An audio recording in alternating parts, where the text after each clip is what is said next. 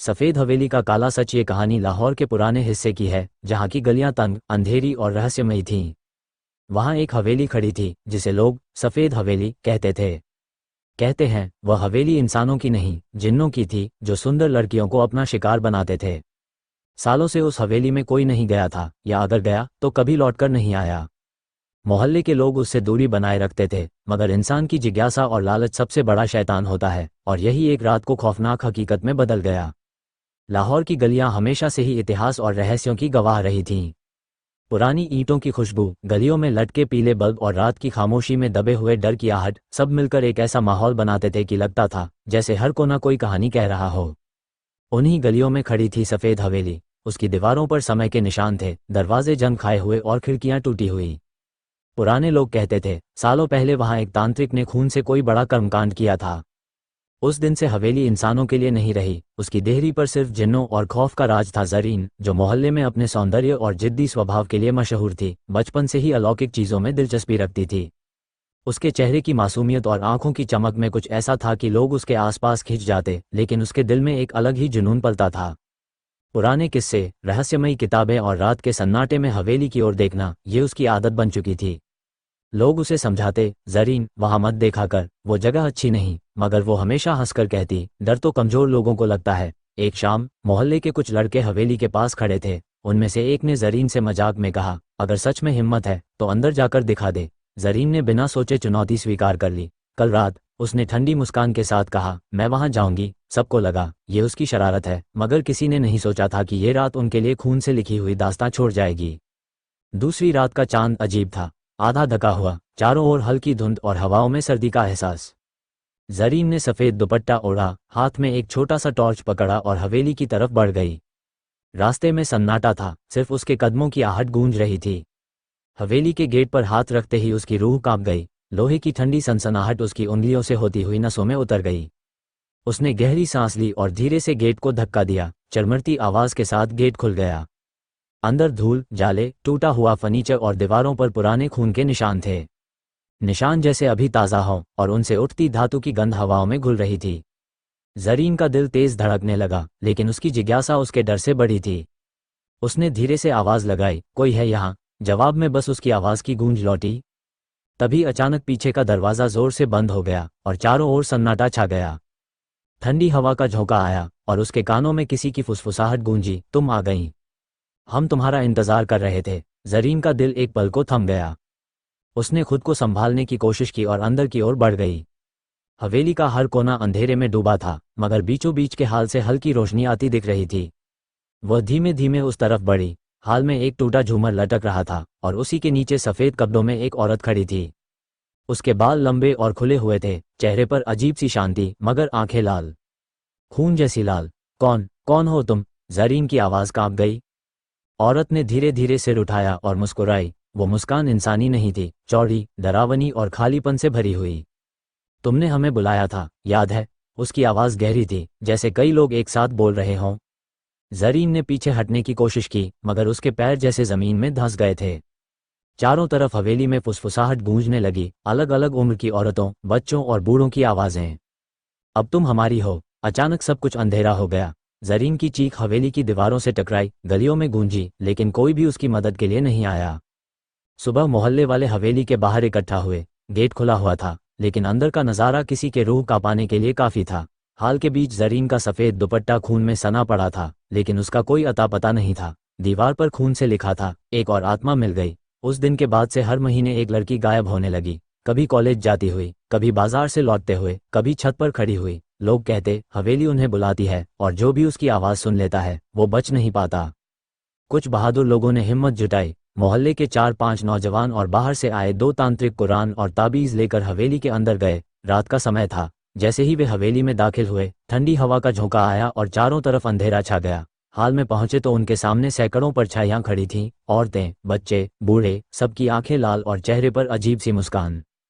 तुम देर से आए, सबकी आवाज़ एक साथ गूंजी। उस रात के बाद उन बहादुरों का कोई नामो निशान नहीं मिला, बस हवेली के गेट पर उनका सामान पड़ा मिला, कुरान, ताबीज़ और जली हुई मोमबत्तियाँ।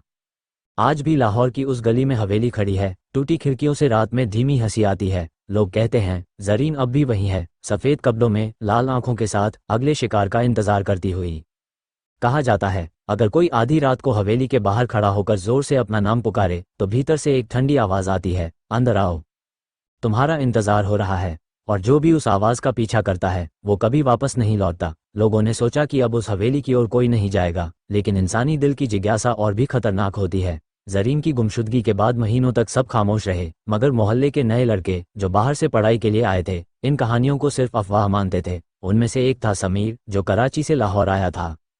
समीर को इन अजीबोगरीब कहानियों पर यकीन नहीं था। वो अक्सर दोस्तों से कहता, अरे ये सब पुराने जमाने की बातें हैं, भूत प्रेत कुछ नहीं होते। एक रात उसने साबित करने का फैसला किया कि हवेली की बातें सिर्फ डराने के लिए गढ़ी गई कहानियां हैं। उसने अपने दो दोस्तों हाशिम और फैज़ को भी मना लिया।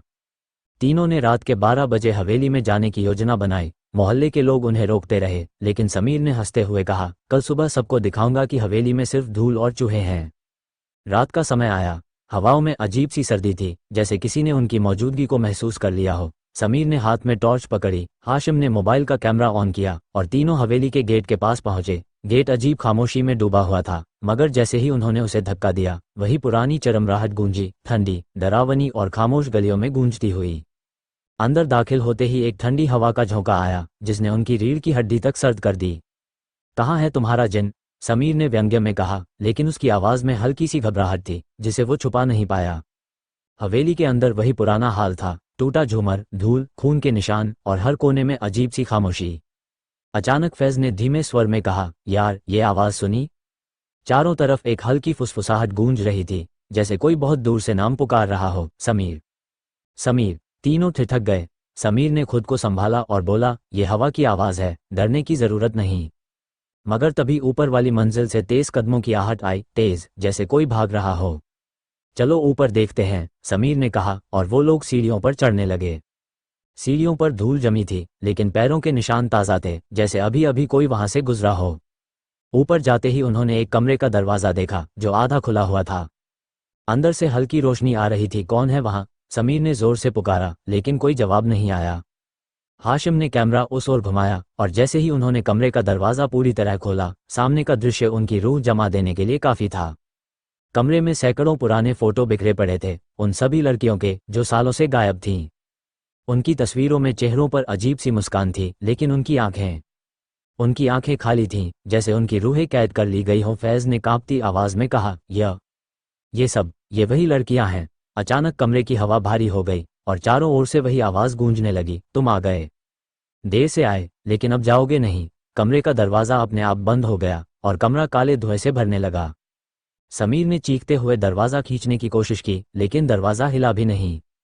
धुएं में लाल चमकती आंखें दिखाई दीं और उसी के बीच सफ़ेद कपड़ों में एक लंबा कद वाला साया खड़ा था, वही जो जरीन की आखिरी रात में था। हमारा खेल अधूरा नहीं रहता, उस गहरी, कई आवाज़ों में गूंजती फुसफुसाहट ने कहा। तीनों लड़कों की चीख हवेली की दीवारों से टकराई, मोहल्ले की गलियों में गूंजी, लेकिन जैसे हमेशा हुआ था, कोई भी उनकी मदद के लिए नहीं आया। सुबह मोहल्ले के लोग गेट पर इकट्ठा हुए। हवेली का दरवाज़ा खुला था, लेकिन अंदर सिर्फ 3 मोबाइल फ़ोन पड़े थे, जिनकी स्क्रीन पर आखिरी वीडियो रिकॉर्डिंग चल रही थी। वीडियो में साफ दिखा, तीनों लड़के हवेली में हंसते हुए दाखिल हो रहे हैं और कुछ ही पलों में उनके चेहरे डर से सफ़ेद पड़ जाते हैं। फिर कैमरा गिरता है और सिर्फ फुसफुसाहट सुनाई देती है, अब तुम हमारी हो। उस दिन के बाद से लोग हवेली के पास से भी गुजरना बंद कर चुके हैं। कहते हैं अब रात में सिर्फ औरत की नहीं, मर्दों की चीखें भी गूंजने लगी हैं। और जब हवाओं में किसी का नाम फुसफुसाया जाए तो समझ लो हवेली ने उसे बुला लिया है और वहां से लौटकर कोई नहीं आता। उस रात के बाद लाहौर के पुराने हिस्से में खौफ और गहरा हो गया। लोग दिन में भी हवेली की ओर देखने की हिम्मत नहीं करते थे। मगर इंसानी फितरत है, जितना डर बढ़ता है उतनी ही जिज्ञासा भी। मोहल्ले में अफवाहें फैलने लगी कि हवेली के अंदर किसी बड़े खजाने का राज छुपा है, कोई पुरानी दौलत जिसे जिन संभाल कर रखते हैं और जिसने भी उन्हें खुश किया उसकी किस्मत बदल जाती है। इन्हीं अफवाहों में एक नाम बार बार गूंजने लगा, ताबीज़ वाले मौलवी इदरीस का। कहते थे वो जिन्नात से बात कर सकते हैं और शैतानों को काबू में कर सकते हैं। एक शाम इदरीस मौलवी हवेली के बाहर पहुंचे। उनके साथ 5 लोग थे, 4 तांत्रिक और एक कारी साहब, हाथ में कुरान और ताबीज़ लिए। हवेली की तरफ बढ़ते ही वहां की हवा बदल गई, जैसे किसी ने रात को और गहरा कर दिया हो। कारी साहब ने धीरे धीरे कुरान की तिलावत शुरू की, लेकिन तिलावत के साथ ही हवेली से अजीब सी आवाज़ें गूंजने लगीं, कभी किसी औरत की हंसी, कभी किसी बच्चे की चीख और कभी फुसफुसाहटें जो साफ सुनाई देती। अब देर हो चुकी है। मौलवी इदरीस ने कहा, यह हवेली जिन्नों की गिरफ्त में है, लेकिन इसका दरवाज़ा खोलने के लिए हमें अंदर जाना ही होगा। जैसे ही वो लोग हवेली में दाखिल हुए, चारों तरफ ठंडी हवा का झोंका आया और गेट अपने आप बंद हो गया। हाल में सन्नाटा पसरा हुआ था, मगर आंखों को महसूस हो रहा था कि कोई उन्हें घूर रहा है।